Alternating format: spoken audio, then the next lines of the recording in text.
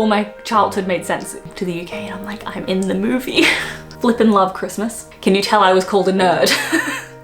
Keep it positive. Hi guys, and welcome back to my channel. If you're new around here, I am Yvette and I moved to the UK 2.5 years ago, and I'm documenting my experiences. So for today's video, I wanted to highlight some of my favorite things about England and why they make me want to stay here forever.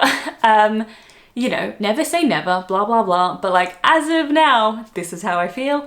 I'm aware 3 years isn't like the most time to put like your stake in the sand and be like, I'm sorted.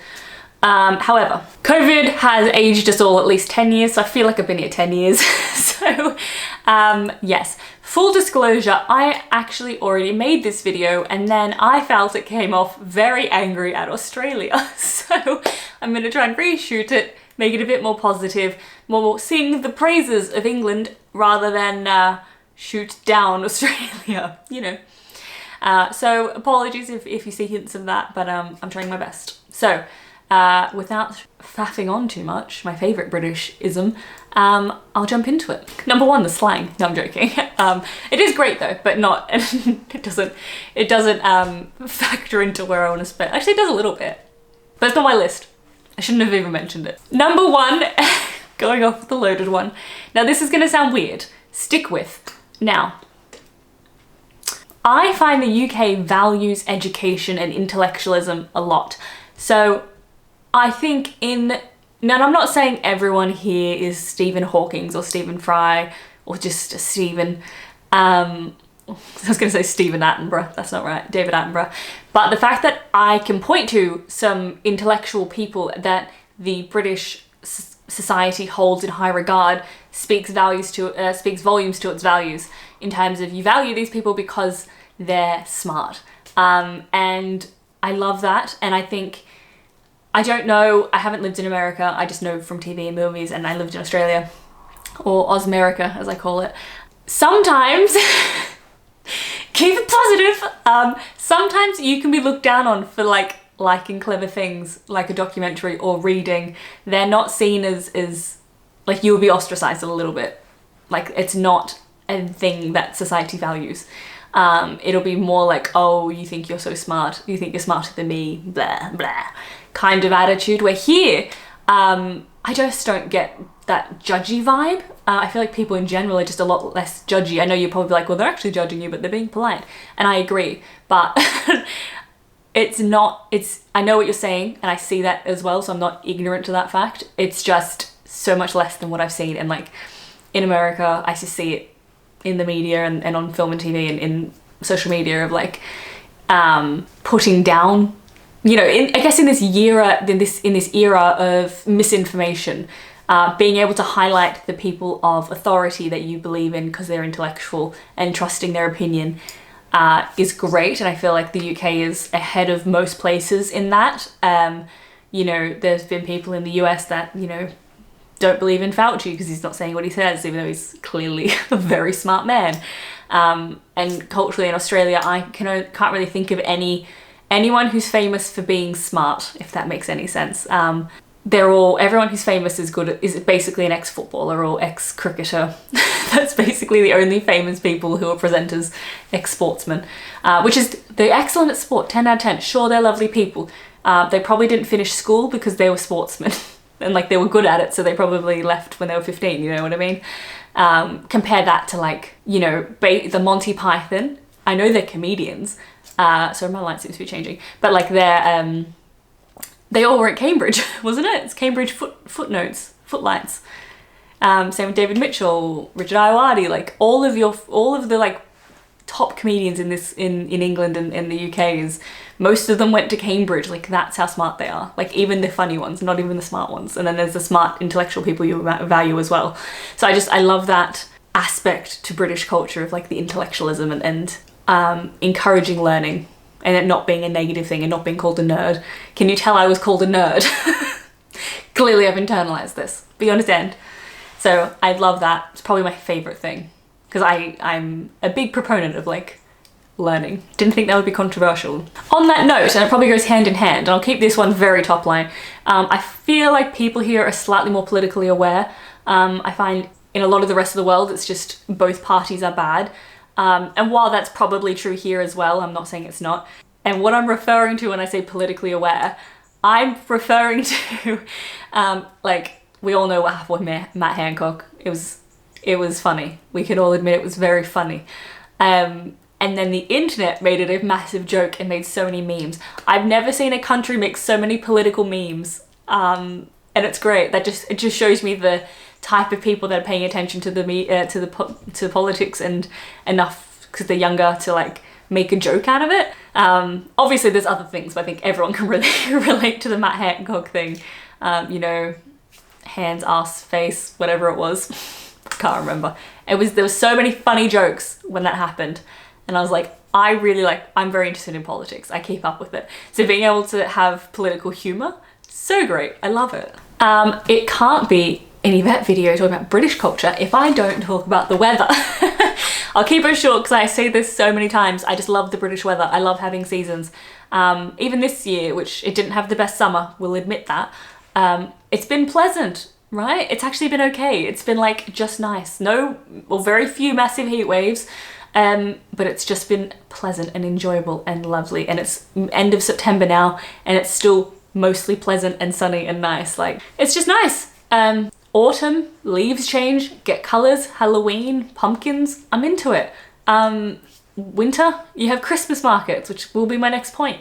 And then spring is colours and flowers everywhere and spring flower shows and it's so beautiful. And I feel like, and I know this sounds so silly maybe, I don't know, but like weather permeates societally into like the events here as well, like almost British culture and British culture, British events, British society revolves around the seasons. So it's like Easter and spring, and then summer, it's like summer holidays, barbecue season, go to the beach, holidays abroad, and it's like October is like pumpkin patches and like festivals and God knows what. It's just, I love having seasons. Australia, for reference, like we said, we're not going to be putting it down too much, but I can't, you might feel like it rains all the time. It doesn't rain that much in the UK, and Australia is literally always on fire. There are 2 seasons, fire season, I promise you that's what they actually call it, and summer. No, wait, winter, which is basically summer. They had their hottest winter on record due to climate change last year, and it was the same as our summer here, and that was their winter. So it stresses me out, if I'm honest, and I don't want the air pollution from the fires. So British weather, I'll take the little bit of rain. I'll take it. I'm aware there's flooding. You don't have to come for the comments. I know there's floods. There's floods in Australia too. We get it all. On that note of seasons and weather, Christmas. I flippin' love Christmas. I love it so much. I don't know why. Maybe it's because it's so commercial and I just buy into everything, and I love decorations and I like shiny things, and nothing better than a twinkling fairy light or a bit of shiny tinsel, because I'm essentially a magpie bird, likes shiny things. But I just like giving presents. I prefer to give rather than get. Getting presents stresses me out, but I like to give presents. I like to decorate, I like to bake. It's just all the things I love. And I love costumes and I love a theme.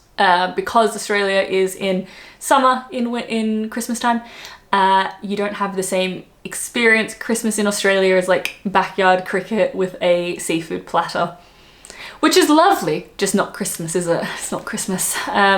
And because of that, it's just not as commercial, because nothing makes sense. So all the songs, you don't realize it until you grow up here, or until you come here, but like, you know, it's gonna be a white Christmas, baby it's cold outside, silent night. None of those are real in Australia. Like, you sing them, but they don't make any sense. So once I came to the UK, and particularly I did the Scandinavian holiday, it just, all my childhood made sense again. And I felt like I was in the film. Like, you watch TV and that, and movies like The Santa Claus or Home Alone or any other Christmas movie, but it was always just like on TV, like it was just so removed from your life. And then I came to the UK and I'm like, I'm in the movie, which is so pathetic.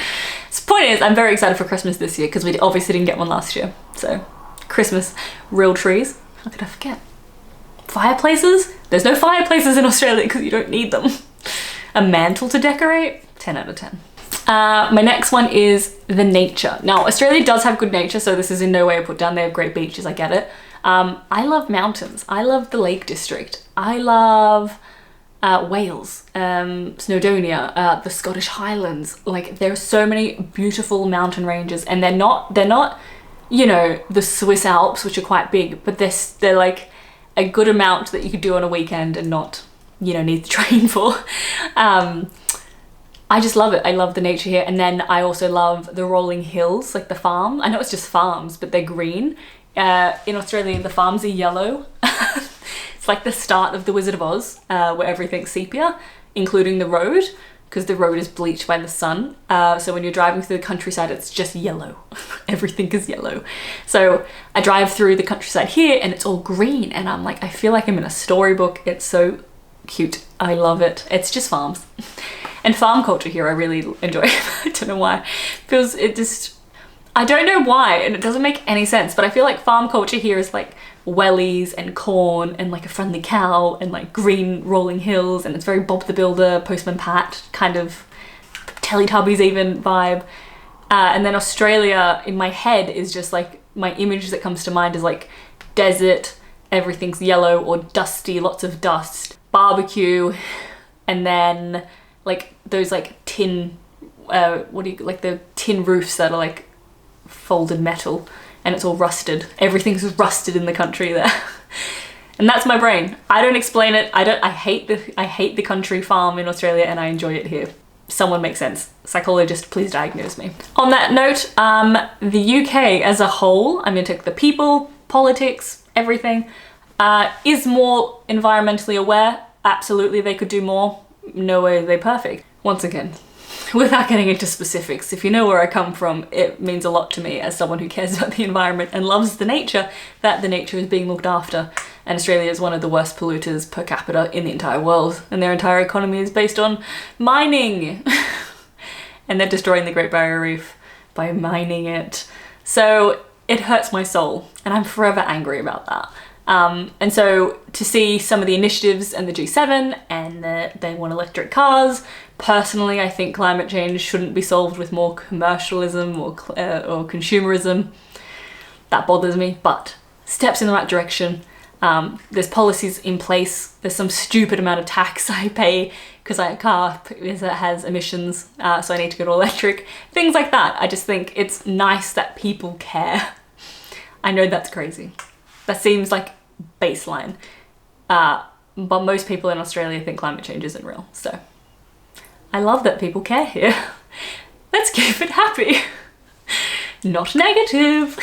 Can't talk about the UK without talking about art, culture, history. Gonna wrap it all into one.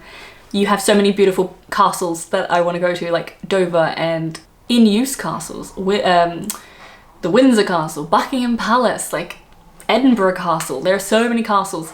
So there's so much history here that you just drive past sites all over the shop of things that were massive deals. Like there's like a clay tower in the park nearby here. Like it's crazy how like you're just like, oh yeah, that was a thing. Like I don't have that in Australia because it's not old, so there's just nothing there. And Aboriginals didn't have much infrastructure, and if they did, the First Fleet destroyed it. So but they were mostly living off the land anyway, so there was nothing long-term there. So it's crazy to me to walk past things that are like hundreds of years old and be in a city that has that much history and be like, oh, Guy Fawkes was here, or Mary Queen of Scots was there, or King Henry killed his wife there. It's just crazy because it's like, once again, like being in the film again. Also the theatre, art museums, there's just so much culture here, and I think it probably goes hand in hand with that intellectualism that I said they value, because like if you have an art exhibit, you're probably going to get a lot of people from here going there, like more than definitely Sydney, and depends where else in the world you're comparing, but people care, at least in London. And then there's the theatre. I love the theatre, as you know. I finally made it to Hamilton, if you're keeping up. Took me 3 attempts and 530 something days, but we got there. And it was great, and I loved it, and I love that, and I don't want to leave that. I love that I can travel anywhere relatively cheap and fast. I can't remember if I've told this story. It takes 8 hours to leave Australia, and that's to go to Bali. I not count New Zealand, because New Zealand's like a sister country. It's like it's very similar. People often go to Japan for a skiing holiday, very common, I've done it myself.